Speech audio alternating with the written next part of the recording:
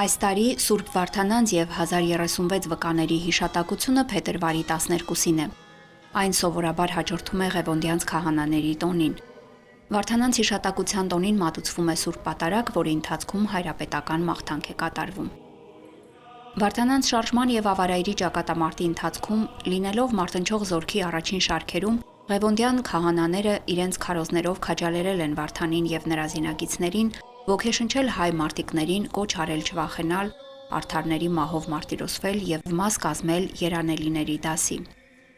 Ճակատամարտից հետո Ղևոնդյանները Հասկեր թագավորի հրամանով բանտարկվել են Պարսկաստանում, քանի որ մերժել են կռապաշտությունը։ Նրանք հավատարիմ մնալով հավատքին ու հայրենիքին, ենթարկվել են անասելի տանջանքների, ընդունելով նահատակության պսակը։ Սուրբ Վարդանան կանունով ճանաչվում են այն նահատակները, որոնք 451 թվականին իրենց արյունը թափեցին ավարայրի ճակատամարտում, հանուն քրիստոնեական հավատի և հայրենիքի։ Ավարայրի ճակատամարտը հավատի համար քրիստոնյա աշխարհի թերևս առաջին ռազմական բախումն էր ոչ քրիստոնյա աշխարհի հետ։ Հայ եկեղեցին երախտագիտությամբ սրբացրել է ավարայրի 1036 նահատակներին Վարդան Զորավարի գլխավորությամբ։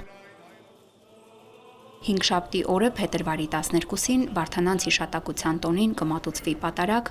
կկատարվի հայրապետական մաղթանք։ Այժմ և միշտ և հավիտյանս հավիտենից ամեն։